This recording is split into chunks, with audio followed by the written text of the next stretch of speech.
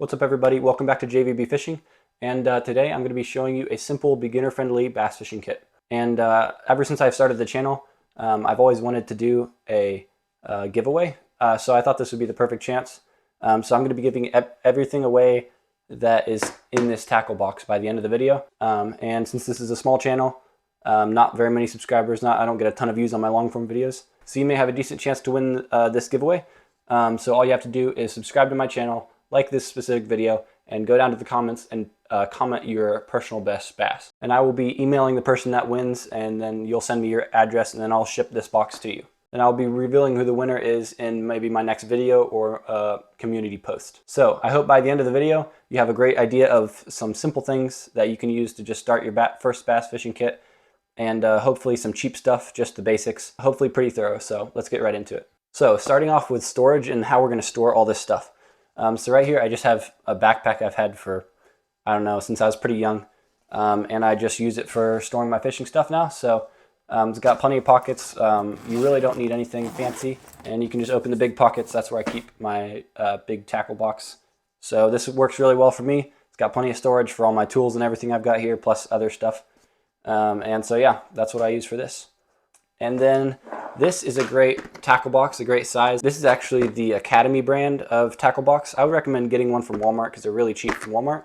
But this is what I bought for this video. Fits great in most backpacks and can store a lot of tackle in it. So pretty simple, but very effective, and just works well going into any backpack. And then to store my soft plastics, I have a special soft plastics bag, but if you don't want to buy one of those, you can just get a big Ziploc bag and just kind of throw them in there and then toss them into your backpack. So yeah, let's get started, and I'm going to start off with the soft plastics here. Before I go over these soft plastics here real quick, I wanted to go over some kind of honorable mentions. First being the frogs.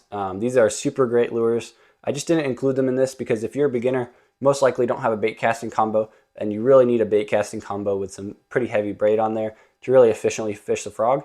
But if you do have a bait casting combo and you want to try a frog, I'd highly recommend it. Super fun bait. And yeah, so I just definitely recommend a frog if you do have a casting combo. And then the other honorable mentions are crankbaits. I didn't put these in here because they're really easy to snag as a beginner when you don't know what's down there, and you just have a bunch of weeds, and it'll just make your fishing experience not as fun for a beginner. But I would recommend a 1.5 crankbait, maybe in the chartreuse color. Great shallow diving crankbait. This one's by Strike King. And then I have here, I'd recommend a 1/2 ounce lipless red-eye shad crankbait by Strike King as well. But crankbaits are great. They're just very snaggable. You can get them stuck on trees and things below the water, and then you'll lose them. So that's why I didn't include these in this video. But yeah, these are some great lures. If you feel like you're ready for them, go ahead and get some and put them in your tackle box. So the first two soft plastics are these Senkos, and these are great baits. I've been using them pretty much since I started bass fishing. There's a lot of different brands. I like the Strike King ones. I like Yamamoto Senkos. But these Yum Dingers I've found to work pretty well. So that's what I have here. And I generally want to get these in 2 different colors. I like the black and blue, some sort of variation of a really dark color like black and blue. And then also some variation of kind of a greenish color, a more natural color. So those are the 2 colors I like to have on these. And you can use these with wacky rigs, Texas rigs. You can even drop shot them. There's a ton Carolina rigs, like pretty much any rig that uses a soft plastic, you can do it with a Senko. So Senkos are very versatile and a great bait to have in your first tackle kit. And then the second one I have right here is a Zoom Fluke. This may not be a surprise to many of you, but this is just a great bait. Also Texas rigged, just like the Senko, and it's going to work really well for imitating bait fish. And that is what most bass eat, bait fish or bluegill. And so what I have here is kind of a white pearl color. I also like the baby bass color that this Fluke comes in. But this is a great bait. Really recommend it. I didn't get this for a while when I started fishing, and then I got it, and I was like, man, I should have had this a long time ago. Just caught a lot of bass on it. And then the fourth soft plastic I have here is the Craw. And this is a great bait. It gives a little bit of a bigger profile in the water because it's got those big claws. So you can put this on the back of the chatterbait, which I'm going to talk about in a minute. You can Texas rig it. So this is very versatile as well. I got this in just kind of a green color, basically is a natural color to look like a bluegill or a crawfish. But definitely I would recommend getting those 3 types of soft plastics. So now moving on to our terminal tackle and our tools. So this hook right here, this is a 3/0 extra wide gap hook, and this is going to work super well for the majority of what you need to do with Texas rigs and with fishing in general. You could pretty much use this for anything you wanted. You can use it for a drop shot. You can use it for a wacky rig if you really want to. It's basically built for the Texas rig, I think, and a lot of other rigs as well. But the 3/0 extra wide gap hook is going to work well with all of these and so many more soft plastics. Just a very versatile hook. So I would recommend getting, this is a 25 pack. I shop for most of this stuff at Academy. I would normally go to Walmart, but whatever you can get, 3/0 extra wide gap hook, get plenty of them because you're going to be using these things. And then the only other hook that I would really have used is the 1/0 octopus hook. Just a basic small octopus hook is a great hook, mostly for wacky rigs. So the Cinco, like I was talking about earlier, it's going to go, you're going to put this hook through the Cinco straight down the middle. That's basically all there is to a wacky rig. So that's why we have so many Cincos, and you want a couple of these. You can also use this for drop shots as well. It's also another great hook for that. But yeah, these 2 are my go-to hooks for pretty much any type of rig that you can think of. And then for tools, really 3 tools. I only have 2 here because I have a multi-tool. But the main tools that I use are the pliers. These are super handy to have, especially if you have treble hook lures. But just if you get one of these hooks down, the fishes gullet and it's hard to get it out, you might be able to get out with pliers because you're not going to be able to get it out with your hand if it goes down too far. So a nice pair of needle nose pliers. And then on here, the other thing I use the most is the scissors. So some sort of line cutter. These scissors are pretty nice and sharp, so they work really great on this multi-tool. But yeah, those things can be separate. You don't have to get a multi-tool. This is just what I had, and I've been using it pretty much ever since I started fishing. And then the other thing I have here is a scale. It's really nice to have a scale when you're fishing, especially if you catch some big fish. It's nice to be able to weigh them, so you're not just guessing, telling your friends, oh, I think it was a 5-pounder. But you can tell them this is a 5.5-pounder, like for sure, because I took a picture of the scale and I weighed it. So yeah, these aren't super expensive, but they're also not necessary. So if you're really looking to not spend a lot of money, this could be later on down the road just a very handy thing to have, but not completely necessary.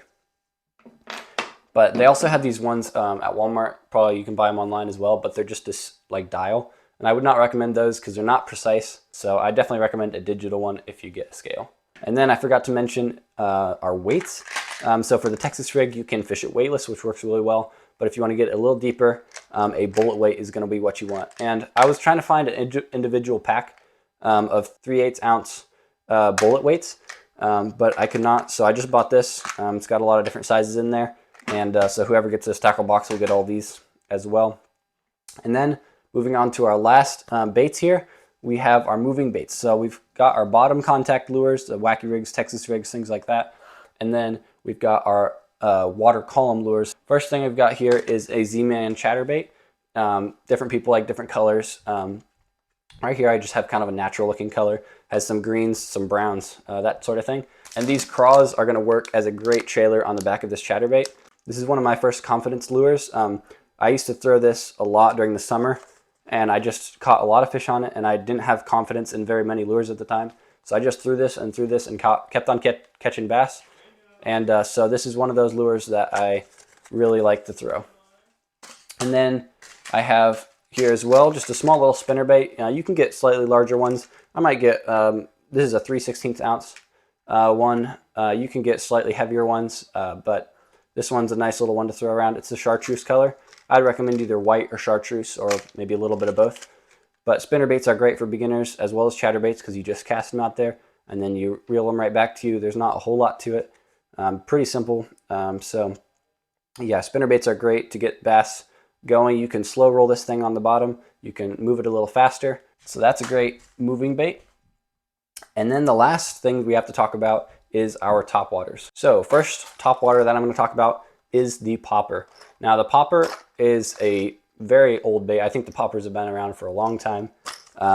Any old guy you talk to knows about poppers and has probably used them since he was a kid. So this right here is the Academy brand. It's just it's a 1/4 ounce popper in the bone color. So this is a great topwater. Really simple. You just give it little pops. It makes a little bloop sound in the water and hopefully gets those bass to strike. The reason I put the popper in this video is because it's very easy and simple to learn, and you can throw it on a spinning rod because it has treble hooks. Now with these treble hooks, you want to watch out for weeds and things because you'll easily get snagged on those. And that also goes for the whopper plopper style bait.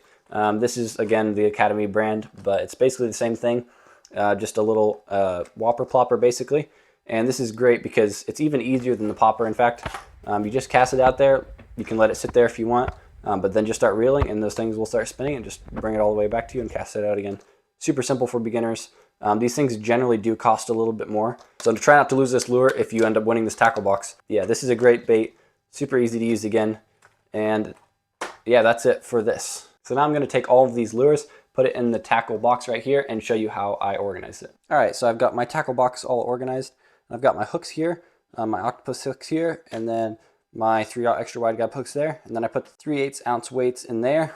And then the next size up, I don't remember what those are exactly. So you got your weights, then your hooks. And then over here, I put the chatterbait, and then the spinnerbait, and then the topwaters. So pretty simple. You've still got room to expand, put other things in here. But those are some great baits that are going to get you started. All right, so now that we've got everything put in our tackle box, we're going to shut that up. And then if you've got a backpack, you can just put it straight into your backpack. I generally like to put these hooks down, that way they don't fall into other pockets. So put those down in there. And then what I'm going to do with the soft plastics, you can get a special soft plastic bag like I said, but the easiest thing to do is just to keep them in their own little baggies and then take them all and then chuck them into a larger Ziploc bag, and you can use as many of these larger Ziploc bags as you want. Just fill it up with your soft plastics and then throw that down there as well, and then we can shut that pocket up. And then we have our scale, we have our pliers, and we have the rest of our weights. So I'm going to take my pliers. You want these in a very accessible place. So the easiest place I found to put them was in this cute little pocket up here. Just throw them in there. Very accessible. I know where they are every single time. So if I've got a fish hooked, I'm trying to get them back in the water, need to get them unhooked real quick, I can just run back, open this pocket, grab them real quick, use them, and then put them right back there. Then weights, you can throw them any old place, doesn't really matter. And then my scale, I like to have in a pretty accessible place as well.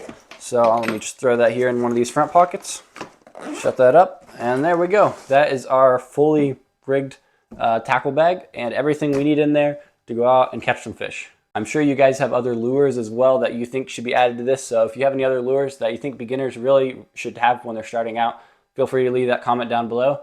But then, yeah, with the giveaway, just like, subscribe, and comment your PB down below. And then I will email the winner. Send me your address and I will ship it out to you. And yeah, so I hope this has been helpful to you. Hopefully it gives you some ideas as to what you need for your first beginner tackle box. And yep, I will see y'all in the next one. Click here to see what my tackle box looks like after a year of fishing.